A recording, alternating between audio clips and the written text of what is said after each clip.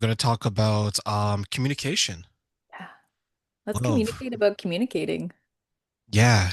Yeah. I was speaking to someone about this, a friend, and he was saying, sorry, she was saying that we all want communication in our relationships, but when it actually is time to communicate, the silence is what Ooh. follows, right? Like, Okay. like why do you think so many people struggle just to communicate with someone that they're saying that they love? Yeah, and I think it just comes down to that vulnerability of not knowing how someone's going to respond, if you're going to be hurting someone, if they're going to react negatively. I think at the root of it is a primal fear of abandonment. Just cut right to the chase today. Yeah, well, don't sugarcoat it with me. So abandonment from when, like their childhood, teenagehood, if that's a word, or adulthood, or all three. Yeah, well, if it's a current partner, the fear I think is that they're going to disrupt things enough that the person says, well, enough of this, I'm out. Or if that's your new boundary, I'm not into it, I'm out. Or if that's what you really think of me, I don't want to hear that, I'm out. And I think the vulnerability that comes with communication is really about this fear of being left, of being alone. You have me thinking now.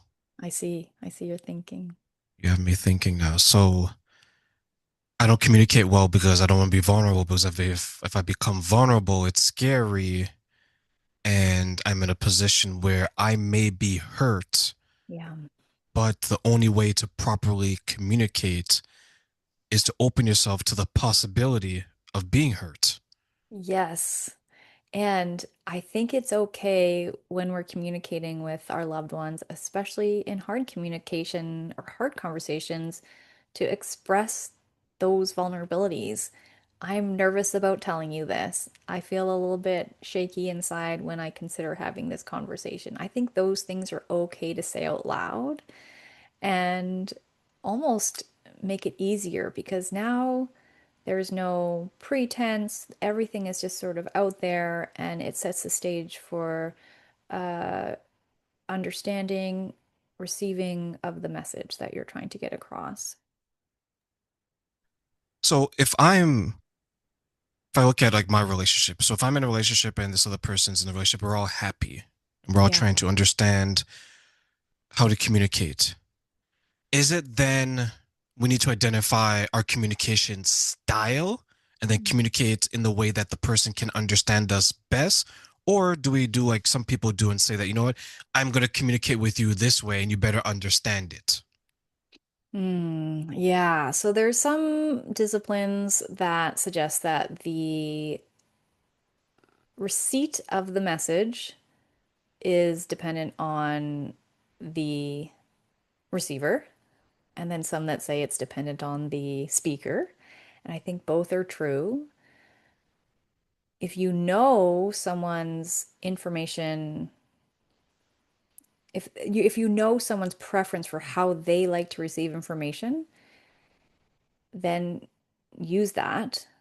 And and what I mean by that, so say for example, say someone feels more comfortable when there's touch involved. And they're more likely to be able to hear when they're being connected with physically, just maybe a handhold or an arm around the shoulder. Then do that, use that, right? And maybe someone has the opposite. They don't want to have any kind of contact when they're having these types of conversations. Then use that. I think it is up to the responsibility of the speaker to speak or communicate in a way that their message will be heard. And if it's communicated in one way and it's missed, then try a different way. And if that's missed, then try a different way. Use different words, position yourself differently. So actually changing how you're aligned in physical space to the person. All of these types of things can change how messages are received. Yeah, it's a complex topic, communication. It is, because I look at, let's say, if we take a step outside relationships, let's say we do public speaking, we're Sure. communicating with someone, right? Yeah. If I'm trying to get my message across to you, Tanya, or to someone else, it is my responsibility to get that message across as clear as possible and as simple as possible so the receiving audience understands it.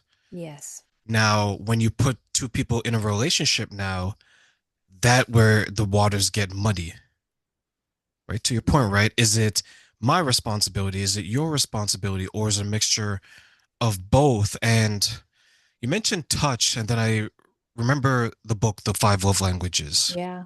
And I'm sorry I buy you a gift. Okay. I'm sorry I embrace you. Okay. I'm sorry I give you words of affirmation. Okay. So these are ways to communicate, right? I'm sorry I give you quality time, so on and so forth. But then I look at it as how many people ask the question, because I had to actually learn this. How do you want to be loved? How do you want to be communicated to? And then wait for the answer, because the way that my partner wanted to be communicated to was different than the way I wanted to be communicated. So we had to learn that together. But there are some growing pains there. But these are two people that have the experience. What if someone was getting into it and they're like, "You just don't understand me"? What do they do then, Tanya? There's so many layers to that, but I think I'm going to just answer your question in a second here because what you're speaking to is this idea of communicating about communicating. What is it that you need for me to feel heard as when you're speaking and I'm the listener? What is it that I can do to help you hear me better? And having these dialogues about it's meta communication, it's a high level form of communication. Like, what is the best scenario, environment for us to be able to actually effectively listen and speak to each other? So, you just don't understand me is probably an old trigger from very early on, right? That's probably replaying itself with this new face in this new partnership, this new relationship. And not saying it's new, but just like new compared to being in childhood. And so you don't understand me is probably an old wound. And how do we deal with that? Then we start asking those questions. Okay, you're right. I'm not understanding. I want to understand. Explain it to me in a different way. Explain it to me as if you're teaching a child how to do it.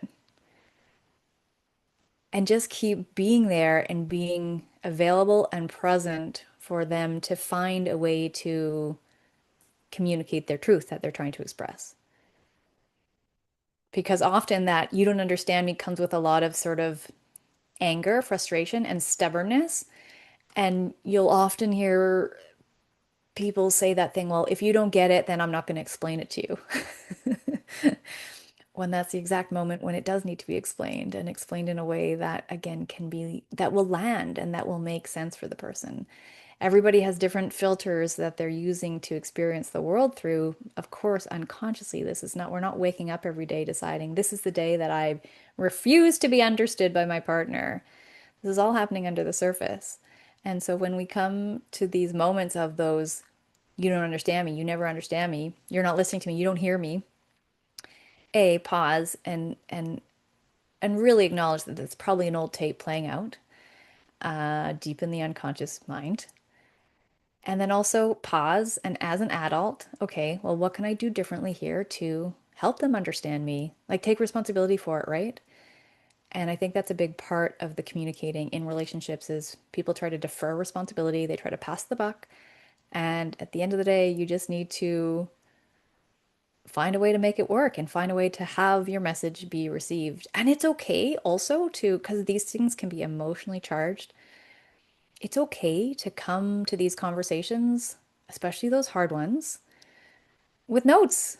It's okay to come and acknowledge I've got some notes because I want to make sure I cover these points with you. That's okay. And if someone did that with me and came to me with a little, cheat sheet for what they wanted to make sure I understood, I'd be like, oh, this is a person who's really trying to take responsibility for their own communicating. I would respect that a lot.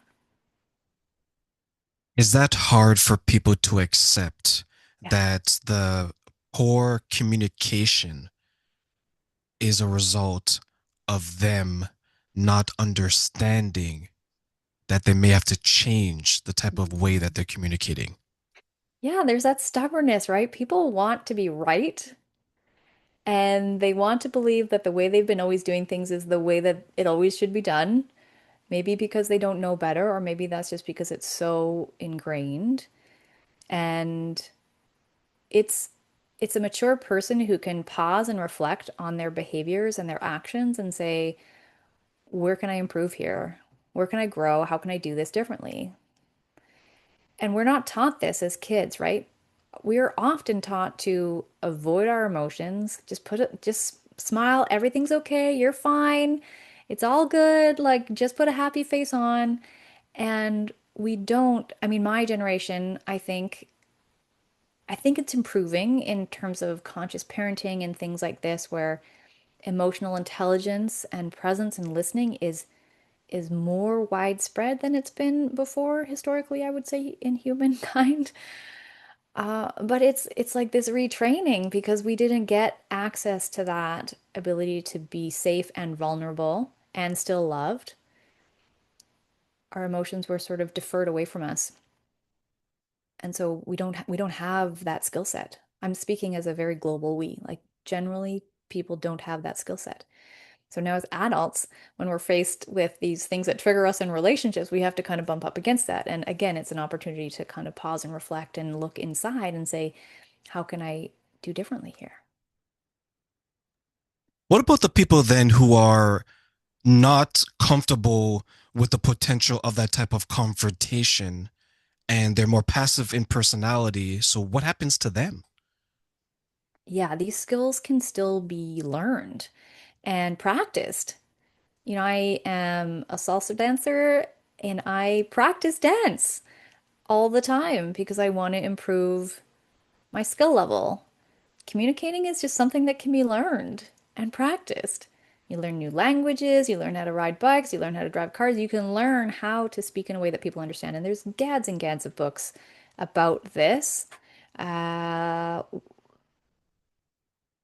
the love languages is a great starting place because knowing how your person feels loved and how they like to give love is a great foundational place to begin.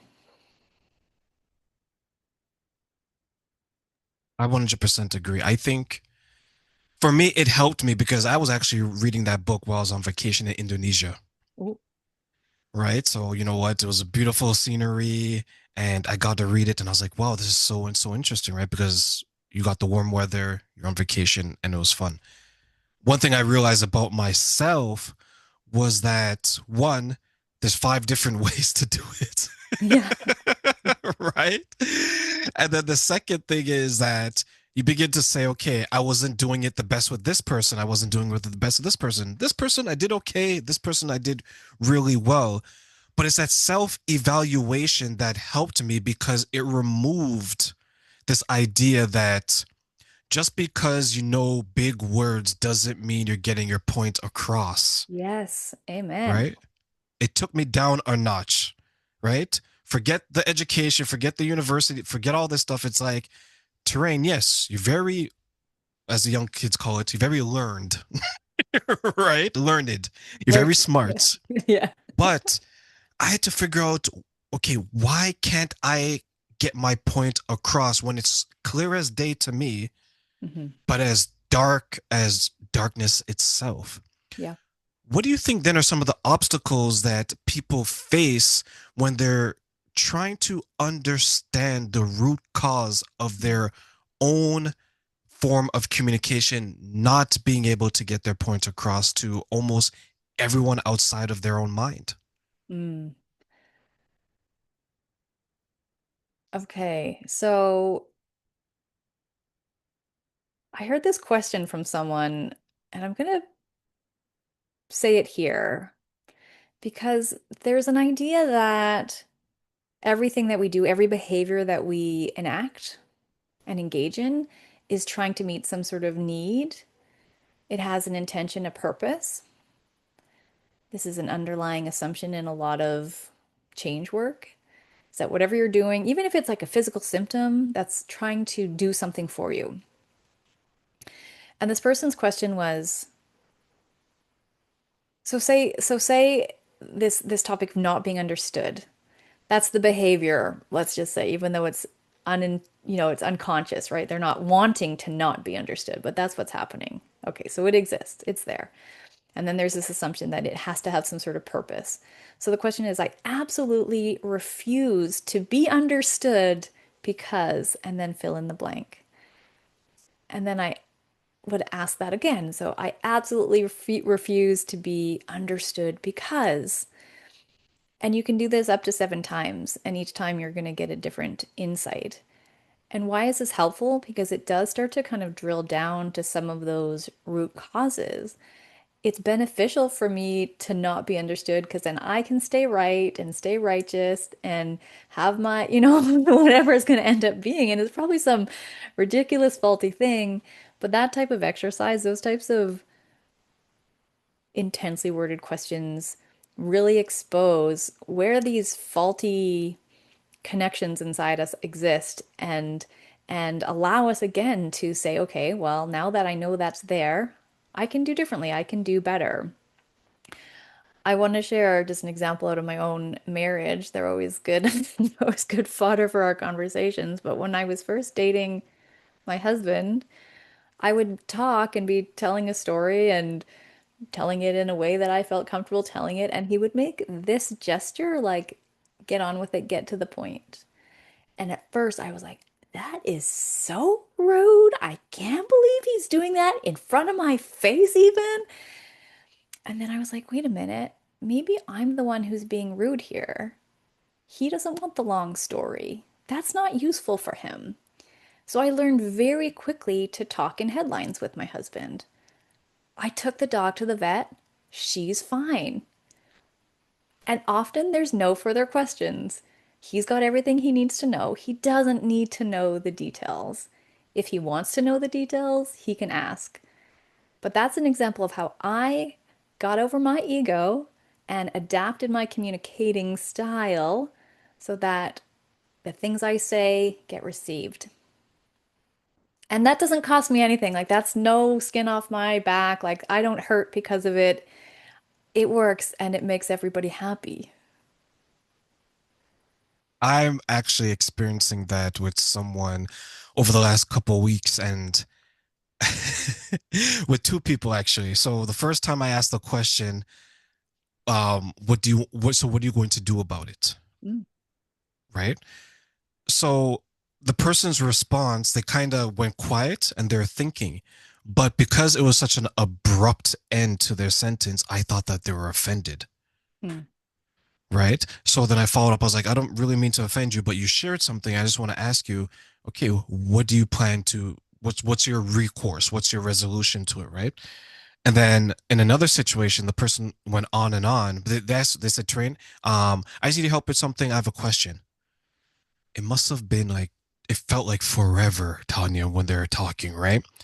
But to them, it was probably just a couple of seconds. But to me, it was like 2 minutes and then 5 minutes. And then I asked them, I was like, so if I understand correctly, what is your question? Right? And then they would ask their question. I was like, okay, perfect. Based on what you've shared, let's do this. But I think then it's sometimes hard because you didn't take offense. These situations, they didn't take offense. But what if the person takes offense and says, well, you interrupted me. I still have more to say. What happens Yeah, then? right. So, okay, keep talking. I'm listening. Like if you as the listener can be put your ego aside and say, okay, this person wants to communicate with me in this way, and I'm here and available to hear what they have to say, then let them keep talking. If like you got to catch a train, fine, you got to cut that thing short. But if you're actually there to hear what they have to say and they're not willing to adjust how they're delivering that message, then just be in for it. It's both sides have to be willing to, I think I've said this before with you, but it only takes one person to change a relationship. And if this person has had a life history, a life belief, a life story of nobody hears me, nobody listens to me, and their coping strategy for that unconsciously is to just talk and talk and talk and talk, and maybe something will land with someone at some point. Just keep talking. And they haven't done the healing that's necessary to change that, to be okay with changing that, and then just listen. And sometimes too, going back to this idea of meta communication, sort of a chunked up idea of communication, but with the first person who was quiet and thinking, right? It's easy when we see people's reactions and behaviors to make an interpretation about what that means. And it means something maybe about us, it means something about what we've said. But it's okay in that moment to be like, oh, I see you're pausing. Is there anything you need from me to get more information? Are you, you can just check in about the behavior that you're noticing. Oh, you just sighed. Is there anything else that needs to be said? Or like communicating can be these types of back and forth of like, oh, I just witnessed you, put your hand on the slam your hand down. Like, is there anything else you want to express? Because again, we don't have the tools to necessarily change how we're feeling on the inside into words. And they're kind of two different processes that are happening neurologically. Feelings are more in the sort of right hemisphere of the brain, and our words and our logic is more in our left hemisphere. And sometimes those things don't. So there's sometimes, there's stuff going on that we don't even know about. And so how could we possibly put it into words? All of this stuff is going on under the surface. Did I answer your question? I might have taken a You squirrel. did, because Okay, then okay. it made me think of like when you're talking to someone, they have their phone in their hand and they're like, uh-huh, Ooh. yeah, yeah, I hear you. Right? Like you have that, right? Because they're not, you can be telling someone something, right? You're sharing, and you can see the emotions in their face, right? You can see like a tear's about to drop, but because you're not looking at them, you're only using your ear. Like I made this joke to someone that anytime they're listening, they kind of tilt their head down. So I was like, "Oh, is this your good ear?" Like the right side, right? Right? Just to get them to like to pay attention, because I think sometimes some people they don't realize that their body language shows that they're not interested in the conversation, even though they actually are paying attention. So how can we communicate in a way that you described, where we're paying attention to their body language, you're paying attention to the sigh, the smile, the frown, so we fully understand that not only what they're telling us, but what their body is reacting to what they're saying. Yeah. And I think just calling it out, like, oh, I just saw you furrow your brow. I don't want to make any interpretations about what that means. Is there anything else that's coming up for you?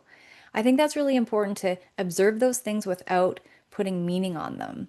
My husband will do that. He'll be on his phone listening to me. And I think, and again, this is something I've learned over time with him, is I used to think that was really offensive. And how is he possibly actually listening to me? And then weeks, months go by or something, and he will drop my words verbatim back to me that I said when I thought he wasn't listening. So again, me looking at him, seeing him on his phone, me saying he's not listening, but for him, he's actually doing okay at it. He's doing a good job. And so I don't need to interpret that.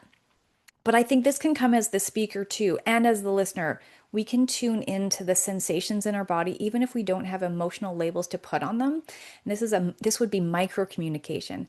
I'm feeling really hot in my chest right now as we're sitting down to have this conversation. Just acknowledging that there's something going on physiologically, or like, I just felt my thigh twitch when you said that.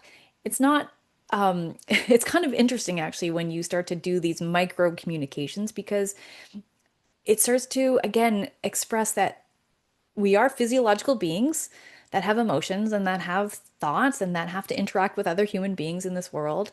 And things have an impact. And it's not to lay blame or to say, you're making me, it's just like, no, my body's responding in this way and that's real. So practicing, so we've kind of talked about three things. Like we've talked about the meta communication, which is like, um, how do you want to communicate? Right? And then the skills around let's bring notes in, let's be prepared, let's set a time that's going to be appropriate for us both to talk. And then the micro communication of this is what I'm noticing inside, this is what I'm noticing in you. I don't want to make that mean anything. Is there anything else that you want to say? Hmm. Lots of good stuff. Yeah. Yeah. As we're communicating about communication, Yes. it's interesting. And I will always find it interesting because if you go to probably any couple, they'll say that, okay, what's the top 5 things you want in a relationship? Communication's on that list. Sure. And then you ask them, okay, when was the last time you had great communication? Oh, Terrain, every day. We could communicate well. I was like, okay. So tell me about this communication, right? Tell me what made it go well. And then that's Mhm. where they struggle. They can't identify the behaviors of good Right. communication, right? They know they want it.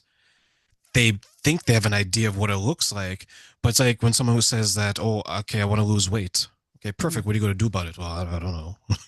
Eat better. Okay, how are you going to eat More better? Right? specifically, Be yeah. specific, right? You have to drill down. Why do you then think some people are kind of, maybe, I don't want to use the word arrogant, but like nonchalant in demonstrating the behaviors of good communication when it's something so many people want, so many people strive for it, they just don't know the core behaviors of it. Yeah, I think that's it. They just don't know. I think it's an education thing. People are nonchalant about it because they just don't know. And they expect it to be easy. And it can be with practice. I mean, hard conversations are going to be challenging, but like the confidence that you can feel expressing your own truth and from your own heart gets easier over time with practice. I think it is just a an education thing that people just don't have the skills. Where do you think they can get the skills? Hmm. There is a book that I am not remembering the name of right now, or the author, which is unhelpful, completely unhelpful. But there is a book that, oh man, I might need to look it up before we end our conversation. Have a little commercial break here. Um, that does this. It teaches couples, it teaches people in relationships to meet at a place where they can both speak and listen. It's a couple, and they're an elderly couple that wrote this book, and it says they have like online courses and programs. These exist in a way that you can actually go to a seminar and learn these things. Mm, gosh, I want to look it up.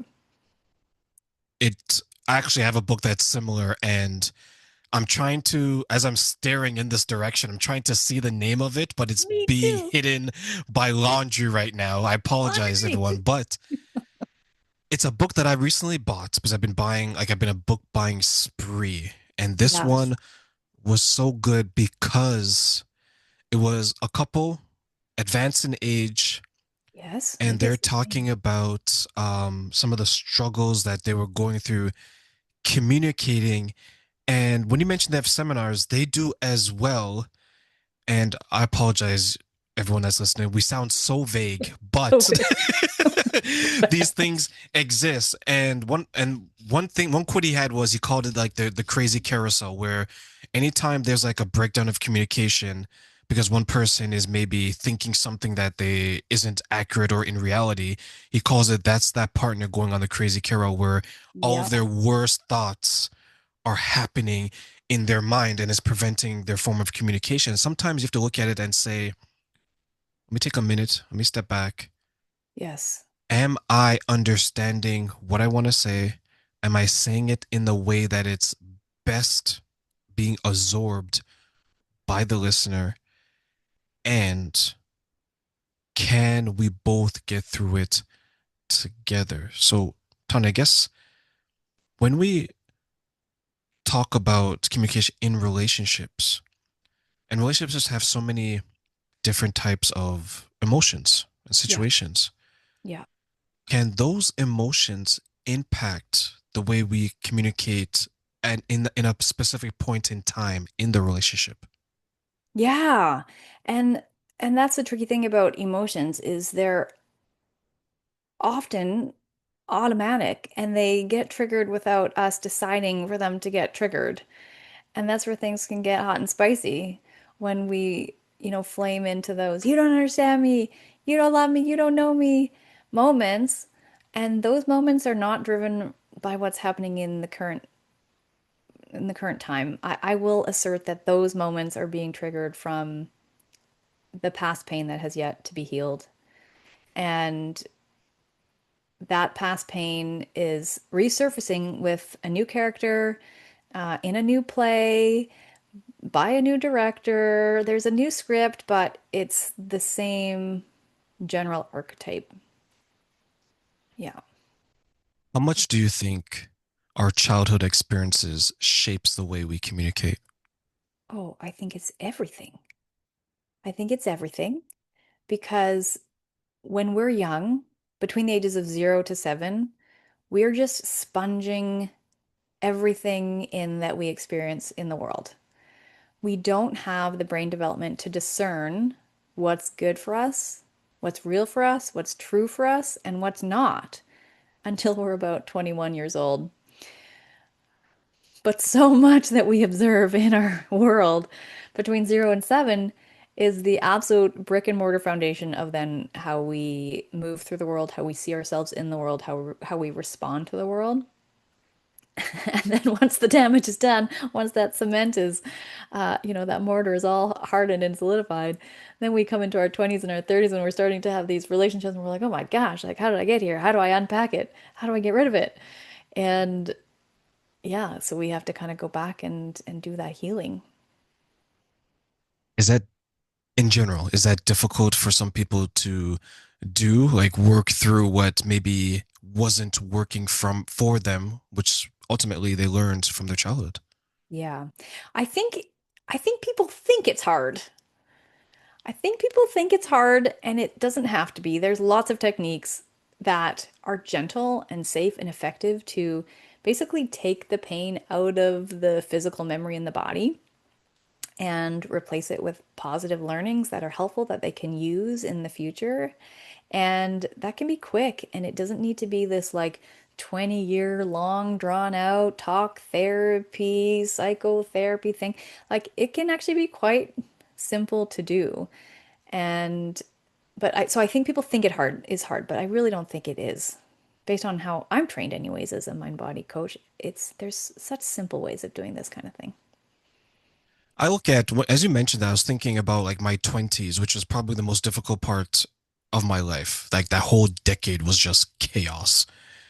And I learned so much about myself, but more importantly, I learned so many things that I didn't want to become. And Hmm. because I had that trial by fire or whatever it is people want to call it, I became so many things that I became the person I am today because there's so many things in my life that I didn't want to be like. So, for example, I wanted to be able to express myself, my feelings, my thoughts in a way that majority of people can understand it. If I need to tweak it, I can tweak it. And when you said that it's easier than some people think it's not as hard as some people think it is. Yeah. I look back at that, I was like, you know what? You're right. At least for me. I thought it was going to be difficult, but it wasn't as difficult as I thought it would be. And I was able to reconcile that and move forward. But I had to do a lot of work for that. Do you think that sometimes we know what needs to be changed? We know the end result, but when we look at how much work is between point A and point B, we get discouraged and maybe we don't follow through. Yeah, I think that can be overwhelming for a lot of people. And overwhelm is discouraging because it creates a lot of distance between where we are and where we want to be. And the way out of that, the way out of overwhelm and that discouragement is to take small steps, is to chunk it down into things that you can do minute by minute, day by day, week by week. And over time, things change. And like, you don't go to the gym once and expect to get all beach bodied. Like you you have to go again and again, and you can't just eat your broccoli once, right? You have to hydrate yourself every day. You have to sleep every night. You have to do these things over and over again. And over time you get closer. And that's the practice of life, I think. It's just we want to be at this destination. We want to have everything perfect and roses and rainbows, and life is messy and life hurts and and we need each other to get through those hurts and those messes. And the needing of each other means that we have to be able to be vulnerable and feel safe to communicate our truth. So all of these things have to kind of coexist, but it's not going to happen overnight. Like it's something that every day. I had a dance teacher in university who said, never be afraid to be better than the person beside you. Okay. But the other thing that she would always say is never be afraid to be better than you were yesterday. And I love that. And in a lot of sort of habit building and personal development and growth books and circles, you hear this like 1% better every day. 1% better adds up over time. You know, if you're taking baby steps, you're still going to get across the bridge. You're still going to get there. So if we take the overwhelm out by just giving ourselves something that we can practice in a small way, like doing another rep at the gym, then that's how we start to change these things. It's always found it interesting that if you'll get someone, if you take someone who's working in a job for a company, Yeah. they'll do an almost endless amount of training within that company. Hmm. They'll learn this skill, they'll learn that skill, they'll take this module, they'll go over here. Take that same person and say, okay, do half as many hours of training that you do at work on yourself or your relationship. They're like, oh. Yeah. Right? Like why do you think some people then don't have the same value for the personal relationship training that they do for maybe some of the training that they have at work, for example? I wonder if it comes back to that ego of wanting to be right. Maybe not wanting to be right, even. I mean, maybe that's part of it. And then maybe also there's that they just don't know any better. Or it's an interesting question because, you know, why do people behave the way they behave? That's what fascinates me, to be honest. It's like what drives us to do the things that we do or not do the things that we're not doing. What is behind that? And so there could be a million reasons why people are more likely to, I don't know, maybe it's because it's something outside of themselves. They don't need to, they can do this training for this other person and they don't need to kind of be accountable to the, like, it's an interesting, I don't know. I don't know if I have an answer for you. Yeah, I was thinking about that as well. Like I was at work today and I was thinking about it. I was like, you know what? We do 2, 3 hours of training, sometimes a week. Yeah, And then I sat back, I was like, okay, do I do the same amount of training on myself? Okay, let me factor in the gym. Let me factor in the books that I read because that's training, right? of So course. I can say that I probably do that at a 1-to-1 ratio, Uh-huh. right? Week to week. But to your point, there's probably some people that, okay, whenever you've taken a moment to just do something that's going to make yourself better and ultimately more happy, Hmm. and they may not be able to answer that question. And then sometimes I wonder, is it, and this is, we're speculating now, right? At work, everyone sees it. Yeah, it's At home, external. Yeah. one person sees it. Your Yeah, it's like partner, it can be maybe. acknowledged. It can be, there's accolades that can come with it. There's achievement. And so maybe, yeah, it's just not getting the same amount of attention, the same amount of kind of street cred. Yeah. I think we gotta start hyping it up more and celebrating it so everyone can understand personal growth is a beautiful, beautiful thing because everyone, you can be disappointed by everything in this world. You can be left Mm. alone, right? By everything in this world. But when it comes to you and yourself, Yep. you're with yourself forever. Why Yeah. not, to your point, right? 1% better each and every day. Yeah, and the more you do that personal work and heal those old hurts and really kind of go for what it is that you're wanting your life to be, the easier it is going to be to communicate with other people because you're so aligned with who you are. You're not going to be swayed or knocked off balance by people's reactions or responses because you just have this like understanding and truth and conviction about who you are and what you're doing in the world. and I've remembered what the book is, slash have been Pl- looking it up Please covertly as we've share been it talking. so we all can sleep easy. I know it's called Getting the Love You Want. Perfect title, right? Getting the Love You Want. The authors are Harville Hendricks and I think Helen Hunt is the author, the other one. Yeah, Helen Hunt. Getting the Love You Want, a guide for couples. This is the book that teaches this kind of idea of meta communication, where you learn how to communicate and learn how to communicate about communicating. Yeah. So this will be added on to my next round of book purchases. Okay, yeah. You know what? And I actually haven't read it either, so I'm gonna read it too. And it's been recommended to me many times, and it's one of those ones. That's why it wasn't super top of mind because I haven't actually read it myself, but I've been hearing about it for a long time. So, Tanya, what I'm going to do now is, as we close, I'm going to give you three wishes. Aladdin's Ooh, genie lamp. Okay. Can't wish for okay. money. Okay. Can I have So, more what are, wishes? you're like, oh, I like that one. Are you the first person to actually ask that? So, what are three things you wish people knew about the benefits of healthy communication and why? Okay. Well, thing one, I wish they knew that it was a practice. It's not something that you know how to do inherently. It's something that you have to learn and can learn and practice. Why? Just like we've been covering today, it's not something we come out of the womb knowing how to do. We have to, and just like we have to learn how to ride a bike, we have to learn as human beings how to communicate. So that's thing one. That's what I wish that people know it's a practice and something to learn. Um, Thing two is that I wish people knew about communicating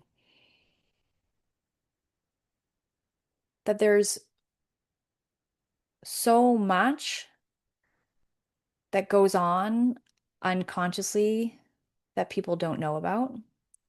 So, our drivers, these things inside us, whether they be our pain bodies, our beliefs, our, how we were raised, if we're religious, if we're, even if we have physical pain in the body or like hunger, all of these things are happening under the surface.